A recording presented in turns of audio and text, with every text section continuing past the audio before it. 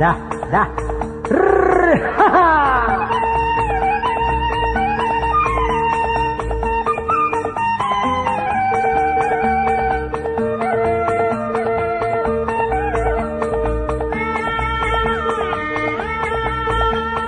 மயிலக்கால வண்டி பூட்டி மஞ்சக்கார வெட்டி வெட்டி குஞ்சக்காட்டு வழி நீல போற மச்சான் அந்த புளியம்பட்டி பெருமையத்தா சொல்லு மச்சான்.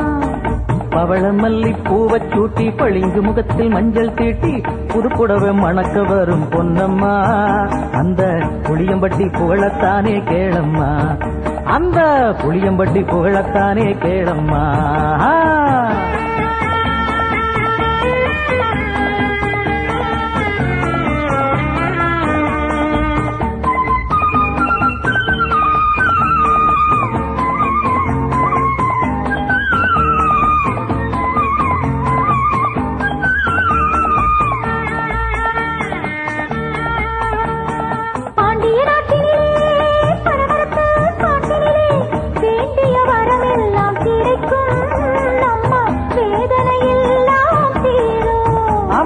பாண்டிய நாட்டினிலே பனமரத்து காட்டினிலே வேண்டிய வரமெல்லாம் கிடைக்கும் நம்ம வேதனை எல்லாம் தீரும்.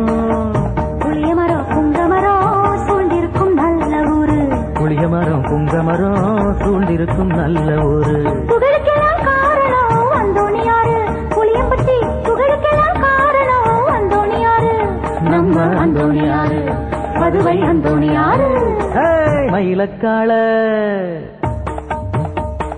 மயிலக்கால வண்டி பூட்டி மஞ்சக்கார வெட்டி கட்டி குஞ்சக்காட்டு வழி நீல போற மச்சான் அந்த புளியம்பட்டி பெருமையத்தா சொல்லு மச்சான் அந்த புளியம்பட்டி பெருமையத்தா சொல்லு மச்சான்.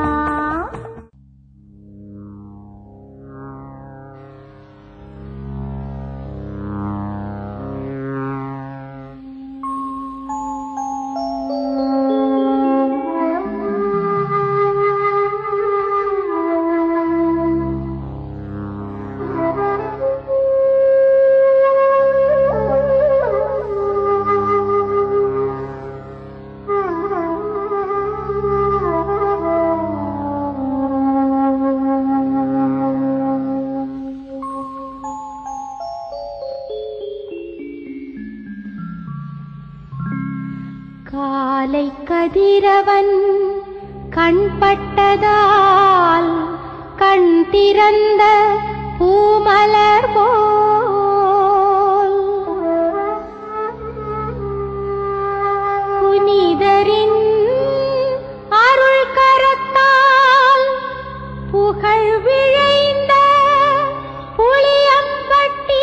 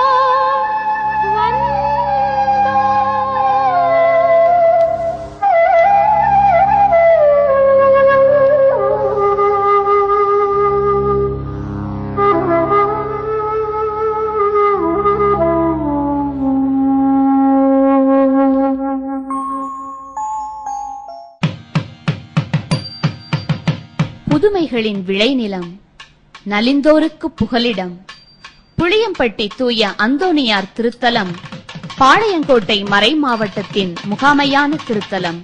நம்புங்கள் ஜெபியுங்கள் நல்லது நடக்கும் நல்லது நடக்கும். தூத்துக்குடி மாவட்டம் ஓட்டப்பிடாரம் தாலுகாவில் அமைந்துள்ள ஒரு சிறிய கிராமம்.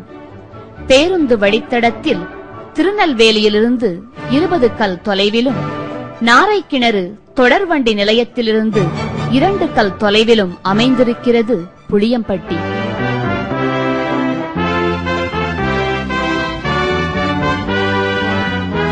தாமிரபரணியின் கரையோரத்தில் அமைந்துள்ளது சீவலப்பேரி. சலசலத்து ஓடும் இந்த வற்றாத நதியின் வளமையில் இருக்கிறது தூய அருளானந்தர் கோவில். சீவலப்பேரியிலிருந்து 4 கல் தொலைவில் சவலாப்பேரி என்ற மற்றொரு கிராமம். இங்கிருந்து 1 கல் தொலைவில் அமைந்துள்ளது புளியம்பட்டி. ஒரு சிறு கிராமமாக இருந்தாலும் பேருந்து வசதிகள் போதிய அளவிற்கு உள்ளன.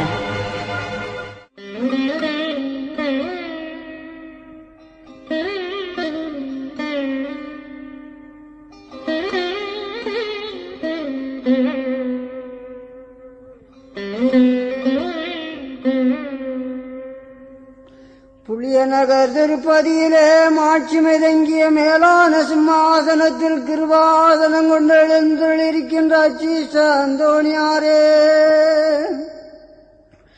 பரிசுத்தன விளங்கொலியிலேயே விலமதிக்கப்படாத மாணிக்கமே, பரலோக பூலோக காவலே, கஸ்தி துன்பப்படுகிறவர்களுக்கு பரம சஞ்சீவியானவரே, ஐயா பாவிகளின் தஞ்சமே, உமது இன்பமான சன்னிதானம் தேடி வந்தோ, உமது திருமுக மண்டலத்தை அண்ணாந்து வாழ்த்து உம்மை கெஞ்சி மன்றாடுகிறோ. மகா சிரவணம் வருந்திய அச்சீஷ்ட அந்தோணியாரே, சூரத்தனமுள்ள மேய்ப்பரே, சாசுகளை மிரட்டி ஓட்டுபவரே, திருச்சபையின் கருணையின் கண்ணாடியானவரே, ஐயா உலகில் எங்கள் ஆதரவும் நீரல்லவோ, எங்கள் தஞ்சமும் நீரல்லவோ, எங்கள் சந்தோஷமும் நம்பிக்கையும் பாக்கியமும் நீரல்லவோ.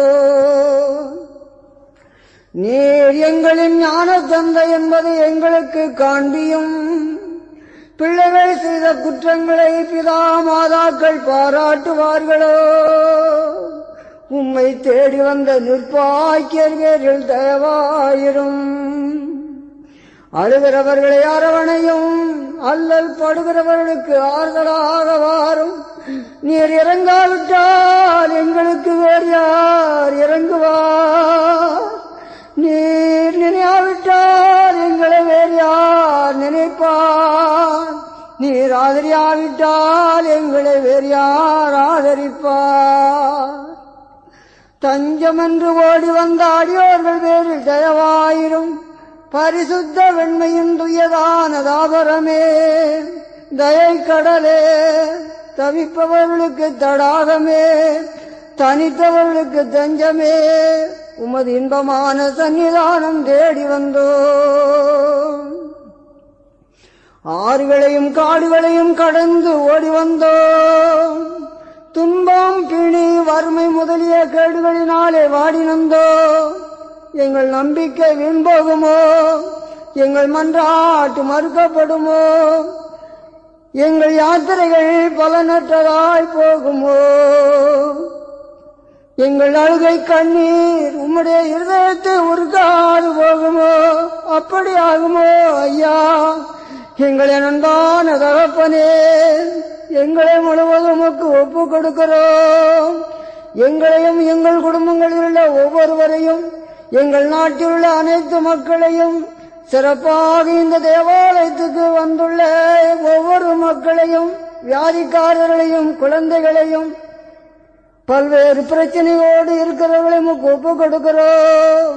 எங்களை எல்லோரையும் கையேற்றுக் கொண்டு ஆசீர்வதித்திருளும் அன்பு நிறை தகப்பனே. ஆமென். 19ஆம் நூற்றாண்டில் தென் மாவட்டங்களின் மேற்பார்வையாளராக இருந்தவர் சேசுசபை அருள்பணியாளர் கிரகுவார்.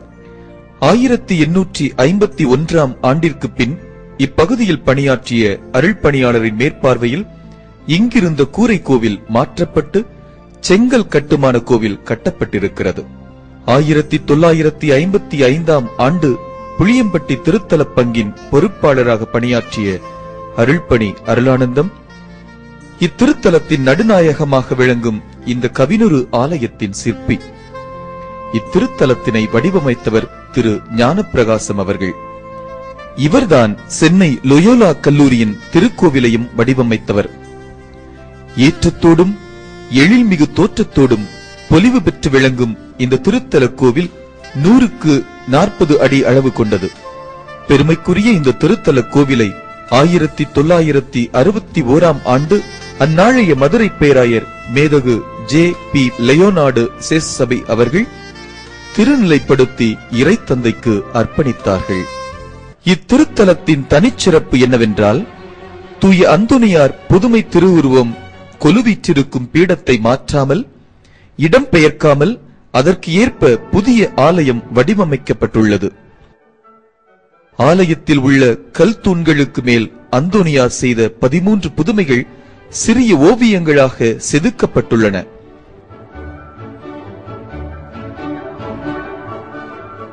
பதினான்கு சிலுவை பாதை நிலைகளும் ஓவிய சிற்பங்களாகவே பதிக்கப்பட்டுள்ளன.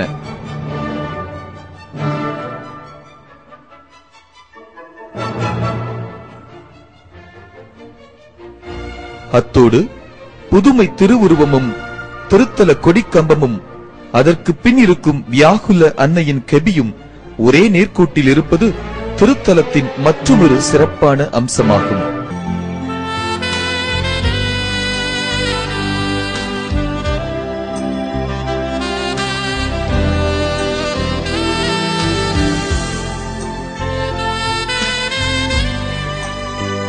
திருத்தலம் வரும் எண்ணற்ற பக்தர்கள் முதலில் தரிசிப்பது திருத்தலத்தில் இருக்கும் தூய அந்தோனியாரின் புதுமை திருவுருவத்தைத்தான். முற்றிலும் மரத்தால் செய்யப்பட்ட இந்த புதுமை திருவுருவம் 100 ஆண்டுகளை கடந்து நிற்கும் புதுமைகளின் இருப்பிடமாகும். தூய அந்தோனியாரின் புதுமையை முதலாய் பெற்ற திரு தொம்மை அந்தோனி இந்த திருவுருவத்தை தாமிரபரணியின் கரையோரத்தில் அமைந்திருக்கும் சந்தைப்பேட்டை தூய சவேரியார் கோவிலிலிருந்து எடுத்து வந்தார் என்பது வரலாறு. திருத்தல கோவில், புதுமை திருவுருவம், தூயவரின் அருளிக்கம், கொடிமரம், வியாகுல அன்னை கெபி, புதுமை கிணறு, ஆராதனை ஆலயம், சாட்சியகம் போன்ற சிறப்பு பெற்ற இடங்கள் பக்தர்களுக்கு இன்னும் அதிகமாய் நம்பிக்கை ஊட்டும் அருளடையாளங்களாக இருக்கின்றன. எல்லோருக்கும் இயேசு நாமத்தில் என்னுடைய வணக்கம். அன்பார்ந்தவர்களே, தமிழ் மாதத்தின் கடைசி செவ்வாயன்று ஆயர் என்ற நிலையில் நான் நம்முடைய புளியம்பட்டி அந்தோனியார் திருத்தலத்திற்கு திருப்பலி ஒப்புக் கொடுக்க வருகின்றேன். உண்மையிலேயே அது பக்தி பரவசமூட்டும் ஒரு நிகழ்வாக, ஆண்டவருக்கு உகந்த வாழ்க்கையை வாழ தூண்டும் ஒரு திருப்பலியாக அமைவது கண்டு நான் மகிழ்ச்சி அடைகின்றேன். சிறப்பாக மக்கள் வெள்ளத்தை பார்க்கின்ற பொழுது அவள் எவ்வளவுக்கு ஆழமான, அதே நேரத்தில் எளிமையான விசுவாசம் கொண்டவர்களாக புனித அந்தோனியாருடைய வேண்டுதலிலே மிகவும் விசுவாசம் கொண்டவர்களாக இருப்பதை நான் பார்த்து அனுபவித்திருக்கின்றேன். வெறும் பக்தர்களாக மட்டுமல்ல, அவர்கள் கடவுளுடைய மக்களாக வாழ வேண்டும் என்ற விருப்பத்தோடு இந்த திருப்பலியில் பங்கேற்கிறார்கள். அவர்களிலே கிறிஸ்தவர் என்று மட்டுமல்ல, கிறிஸ்துவ அல்லாத சகோதர சகோதரிகளும் பெரும் திரளாக பங்கேற்பது உண்மையிலேயே மனதுக்கு நிறைவளிப்பது.